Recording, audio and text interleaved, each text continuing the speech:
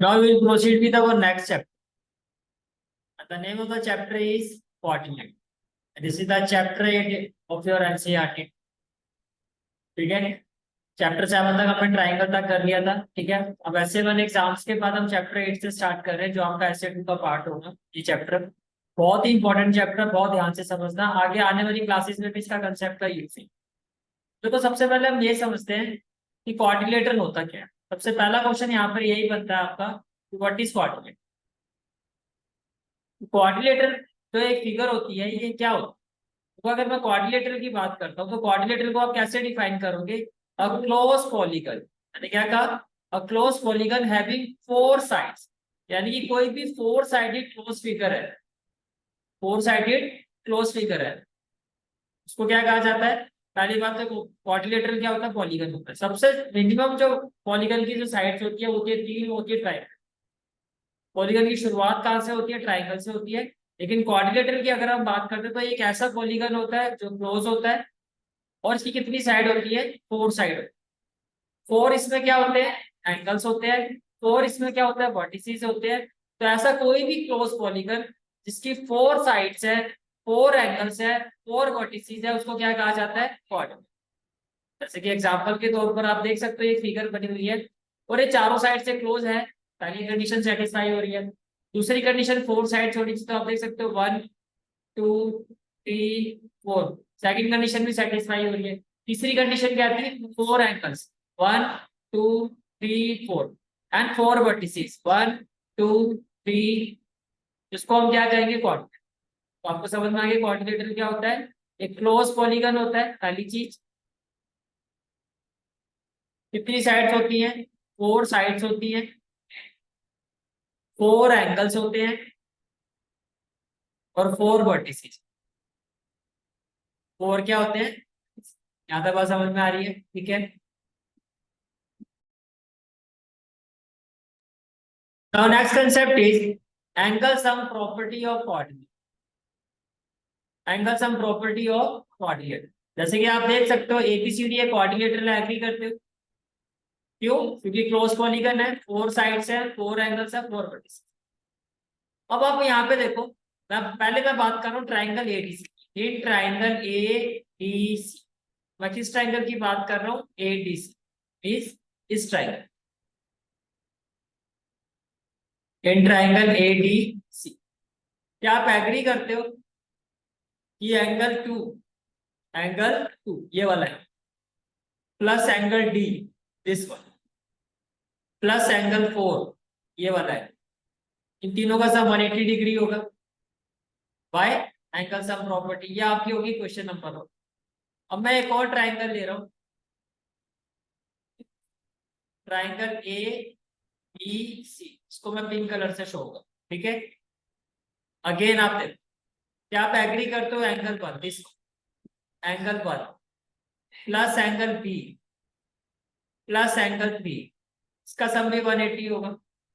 अब अगर मैं दोनों इक्वेशन को ऐड कर दे, adding equation 1 and equation 1 and equation 2, तो देखो लेफ्ट हैंड साइड में क्या होगा? Angle 2 plus angle D plus angle 4 plus angle 1 plus angle B plus angle 3, और राइट हैंड साइड में क्या होगा? 180 डिग्री प्लस 180 डिग्री। तो 180 प्लस 180 करोगे तो क्या आएगा? 360 डिग्री। इसमें कोई डाउट है तो बताओ। यहाँ का समझ में आ गया सारा? ठीक है, अब देखो, अब मुझे बताओ angle 2 plus angle 1, angle 2 plus angle 1 मिलके क्या बन जाएगा? Angle A. तो मैं दोनों की जगह एंगल ए लिख सकता हूँ, एग्री करते हो? ठीक है, प्लस में क्या हो गया? एंगल बी, प्लस में क्या हो गया? Angle B. इसी तरह से आप देखो एंगल 3 प्लस एंगल 4, ये पूरा मिला के क्या हो जाएगा? Angle C. तो एंगल 3 प्लस एंगल 4, ये क्या हो गया आपका? Angle C. और प्लस में क्या हो गया? Angle D. तो आप देख सकते हो क्वाड्रिलेटरल के जो 4 एंगल होते हैं, ये जो 4 एंगल होते हैं, इनका सम 360 डिग्री होता है। और कैसे होता है ये मैंने आपको डिराइव करके दिया। क्वाड्रिलेटरल के जो 4 एंगल्स होते हैं, इनका सम क्या होता है? 360 डिग्री होता है। और कैसे होता है? हमने इस ट्राइंगल का सम, एंगल सम प्रॉपर्टी से इसका सम फाइंड किया, इस ट्राइंगल का सम फाइंड किया, दोनों को ऐड किया, तो हमने ये देखा कि इसके जो चार एंगल होते हैं, ये जो फोर एंगल्स होते हैं क्वाड्रिलेटरल के, इनका जो सम होता है वो 360 डिग्री। ये कंसेप्ट भी क्लियर हो गया, ठीक है।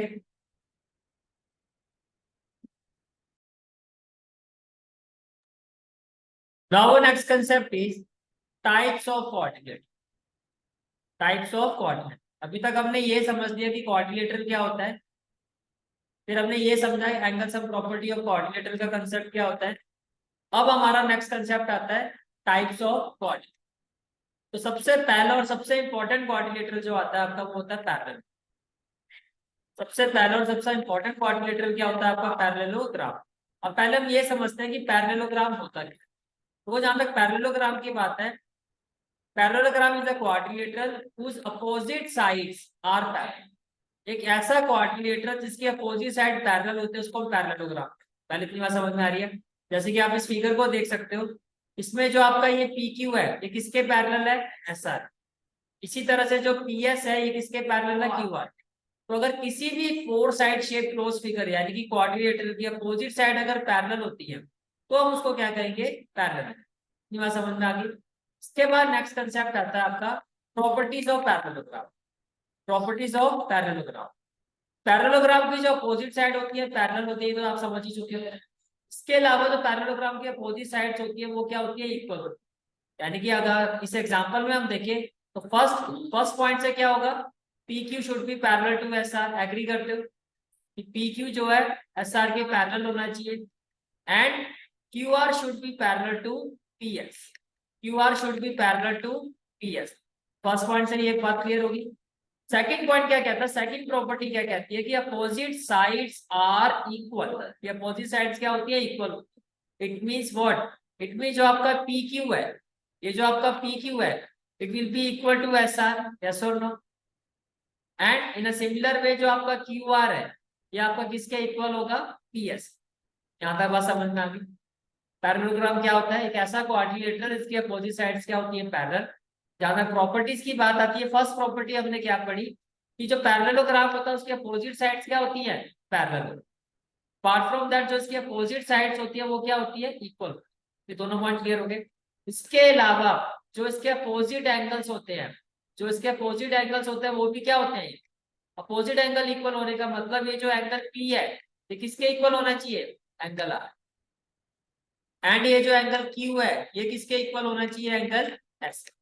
पहले बताओ, ये वाला पॉइंट भी क्लियर हो गया, ठीक है। अपार्ट फ्रॉम दैट जो इसके डायगोनल्स होते हैं वो बाइसेक्ट। जो इसके डायगोनल्स होते हैं वो क्या करते हैं, बाइसेक्ट करते हैं। डायगोनल्स बाइसेक्ट करने का मतलब ये हो गया कि ओपी, ये जो ओपी है आपका वो ओ आर के इक्वल होगा, very good. OP should be equal to O R और O Q should be equal to O. Types of coordinator में सबसे इंपॉर्टेंट जो कोऑर्डिनेटर आता है वो आपका क्या आता है, पैरेललोग्राम। फिर से रिपीट करते हैं, पैरेललोग्राम का मतलब क्या, एक ऐसा कोऑर्डिनेटर जिसकी अपोजिट साइड क्या होती है, पैरेलल। एक ऐसा कोऑर्डिनेटर जिसकी अपोजिट साइड क्या होती है, पैरेलल होती है। ये बात समझ में आ गई, ठीक है। अब इसकी अगर मैं प्रॉपर्टीज की बात करता हूँ, फर्स्ट प्रॉपर्टी आपने क्या पढ़ी, एक तो यही कि opposite sides are parallel, opposite sides are parallel, then opposite sides are equal, very good, opposite sides are equal. Third property, opposite angles are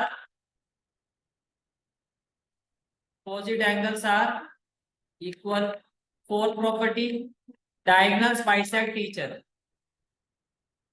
diagonals bisect each other। क्या मैं कह सकता हूँ, आपको ये समझ में आ गया, क्लियर है यहाँ पे सबको, ठीक है।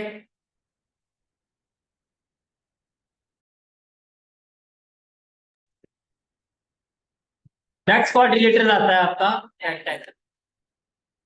देखो मैंने कहा था सबसे इंपॉर्टेंट जो होता है वो पैरेललोग्राम होता है। वो क्यों कहा, क्योंकि रेक्टेंगल भी एक पैरेललोग्राम, रेक्टेंगल भी क्या एक पैरेललोग्राम है।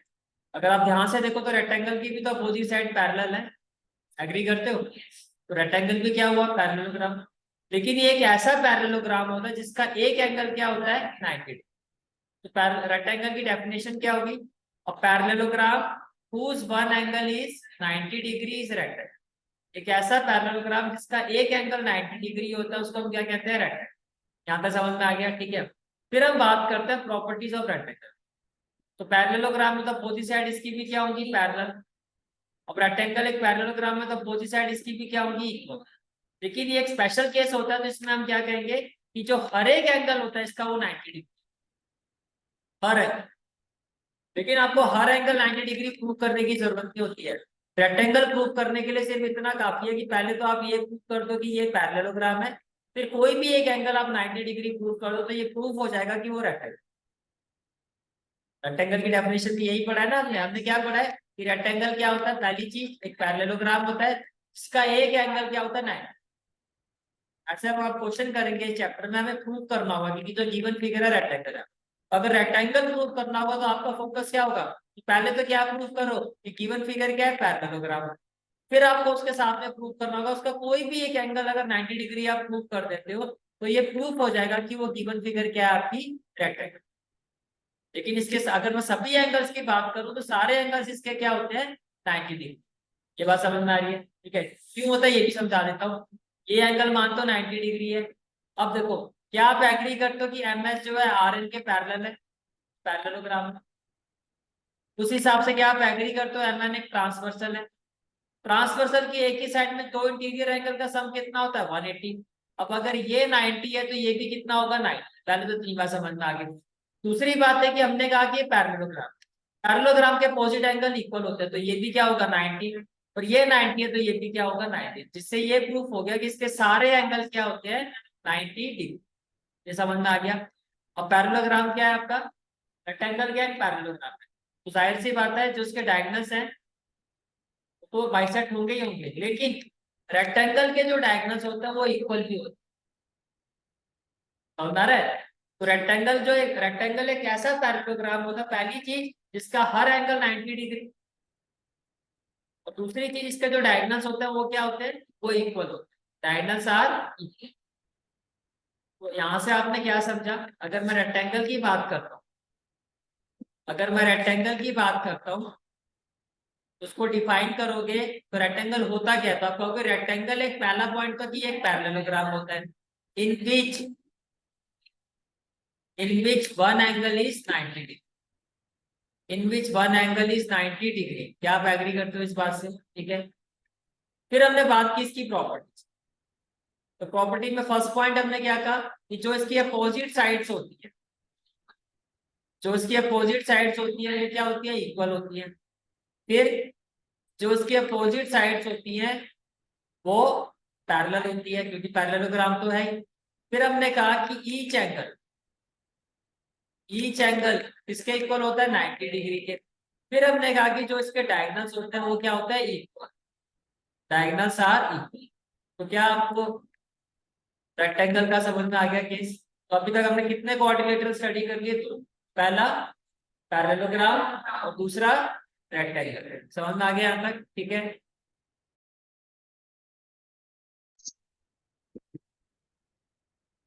नेक्स्ट कोऑर्डिनेटर आता है आपका दैट इज स्क्वायर। अब अगर हम स्क्वायर की बात करते हैं तो स्क्वायर क्या होता है? देखो अभी सारा सीक्वेंस में चलता है। सबसे पहले हमने क्या सीखा? हमने सीखा पैरेललोग्राम क्या होता है। पैरेललोग्राम से हमें समझ में आ गया, पैरेललोग्राम से हमने समझा कि रेक्टेंगल क्या होता है। रेक्टेंगल से ही फिर नेक्स्ट फिगर जो जुड़ती है वो होती है स्क्वायर। क्योंकि स्क्वायर को जब हम डिफाइन करते हैं तो क्या कहते हैं कि स्क्वायर एक ऐसा रेक्टेंगल होता है जिसकी एडजेसेंट साइड्स इक्वल हो।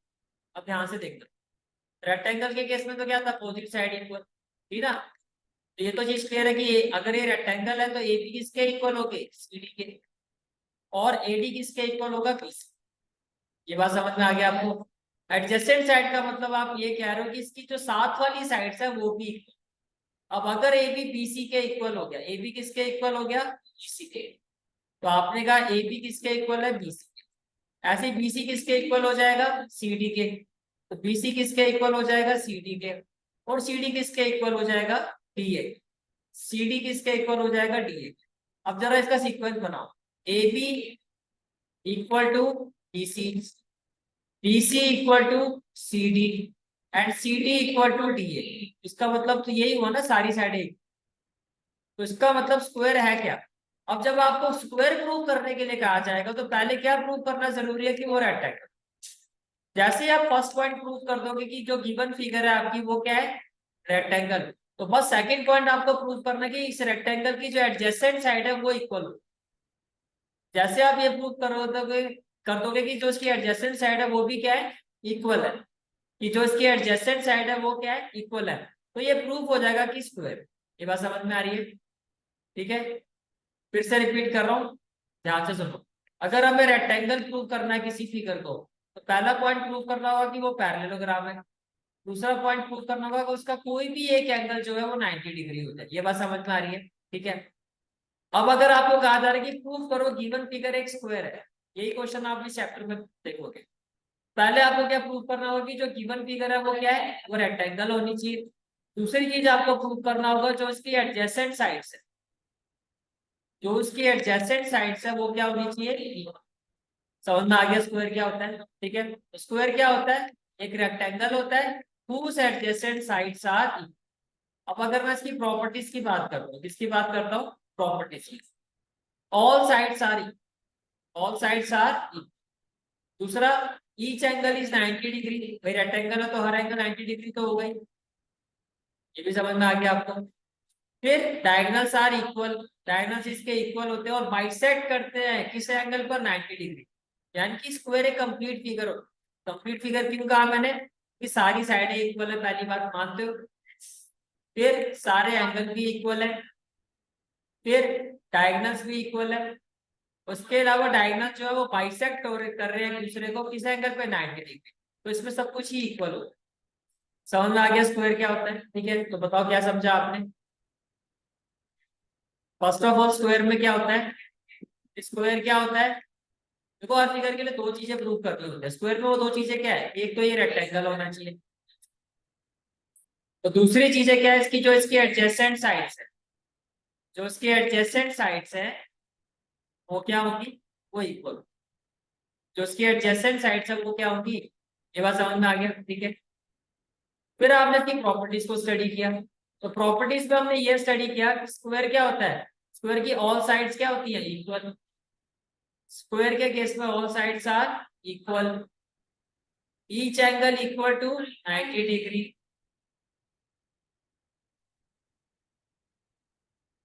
Diagonals are equal, diagonals are equal and bisect each other, and bisect each other at 90 degree। समझ में आ गया स्क्वायर भी। तो कितनी टाइप्स ऑफ कोऑर्डिनेटर आपने पढ़ लिए थी, पहला क्या, पैरेललोग्राम। पैरेललोग्राम प्रूव करने के लिए क्या प्रूव करना होगा, कि जो इसकी अपोजिट साइड है वो पैरेलल, अपोजिट साइड क्या है, पैरेलल। समझ में आ गया, ठीक है। दूसरा है कोऑर्डिनेटर रेक्टेंगल। इसके लिए पहले तो प्रूव करना होगा कि वो पैरेललोग्राम हो, और फिर कोई भी एक एंगल जो है वो 90 डिग्री हो। तीसरा कोऑर्डिनेटर जो आपने स्टडी किया वो क्या है, स्क्वायर। इसके लिए पहले तो आपको प्रूव करना होगा कि ये रेक्टेंगल हो।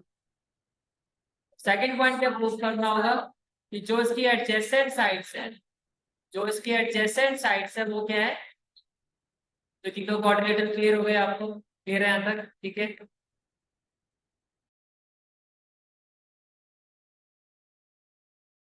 नेक्स्ट कोऑर्डिनेटर आता है आपका, दैट इज रोम्बस। अब रोम्बस में देखो क्या प्रूव करना होगा। पहला पॉइंट कि रोम्बस क्या होता है, एक पैरेललोग्राम। पहली चीज क्या प्रूव करनी है हमें, कि रोम्बस क्या होता है, parallel.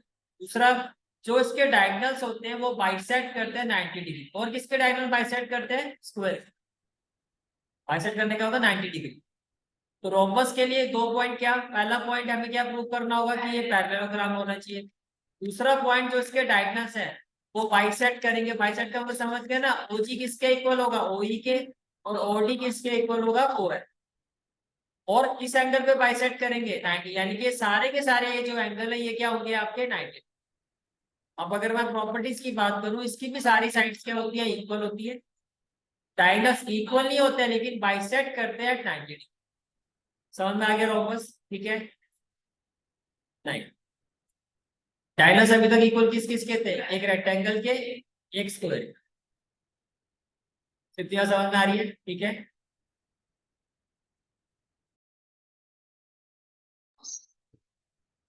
Next figure is trapezium. Trapezium में क्या होता है? It is a quadrilateral in which one pair of opposite side is parallel. इसमें क्या होता है? एक पेयर पैरेलल होता है। जैसे आप देख सकते हो जो डीसी है वो एबी के पैरेलल है, लेकिन एडी जो है वो बीसी के पैरेलल नहीं है। तो ट्रेपीजियम क्या होता है? क्वाड्रिलेटरल होता है, एक ऐसा क्वाड्रिलेटरल जिसमें one pair of opposite side is parallel. अगर दोनों पेयर पैरेलल हो जाए फिर तो पैरेललोग्राम है। So trapezium is what? Trapezium is a quadrilateral in which one pair of opposite side is parallel, like DC is parallel to AB. अब इसमें एक स्पेशल केस आता है, वो आता है आइसोसेलेस ट्रेपीजियम। आइसोसेलेस ट्रेपीजियम में क्या होता है? जिसमें ये जो नॉन पैरेलल साइड्स होती है वो इक्वल होती है।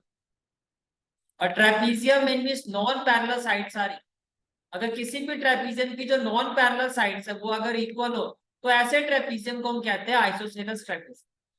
यानी कि जो एडी है आपका वो किसके इक्वल होना चाहिए? बीसी। ये भी समझ में आ गया? ठीक है,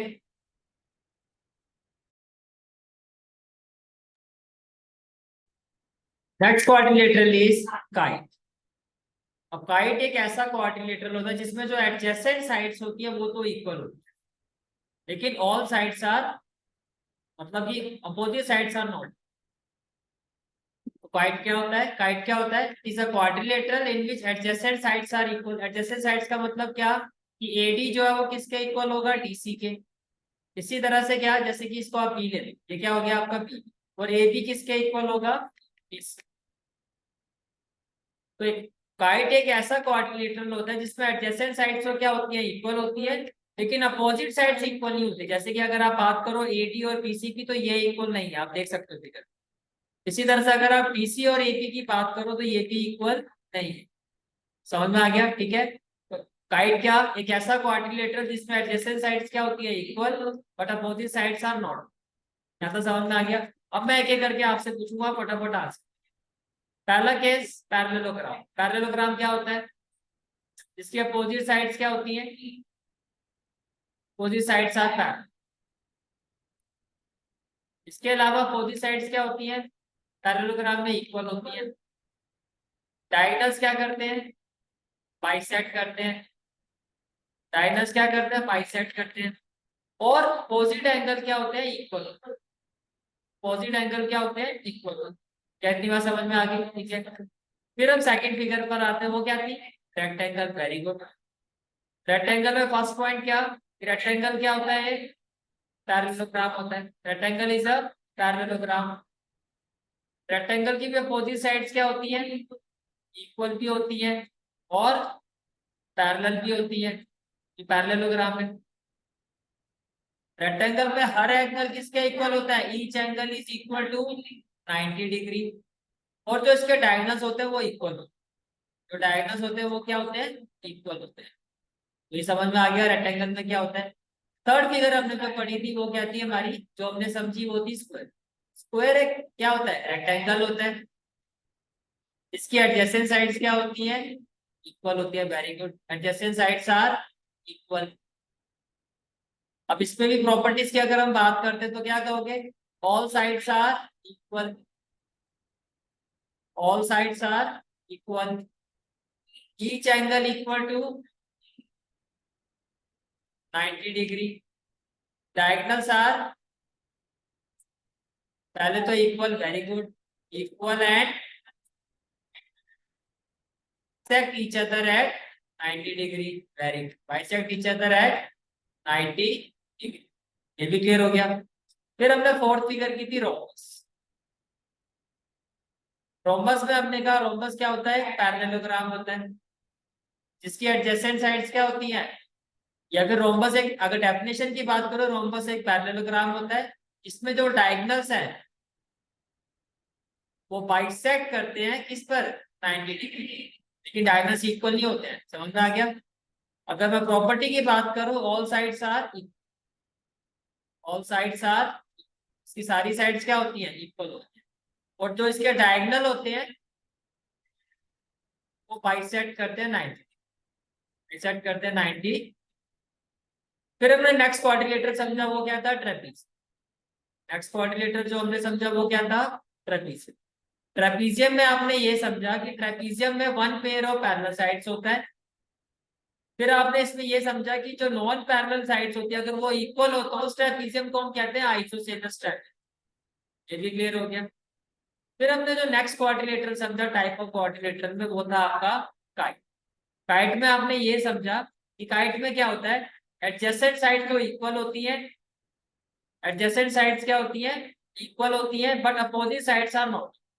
समझ में आ गया टाइप ऑफ क्वाड्रिलेटरल क्या होता है, ठीक है। This is for today's class. I hope you like this class, and if you like this class then do like, share and subscribe my channel. And don't forget to press the bell icon. Bell icon press करने से क्या होगा, जो भी मैं lecture upload करूंगा you will get the notification of that lecture.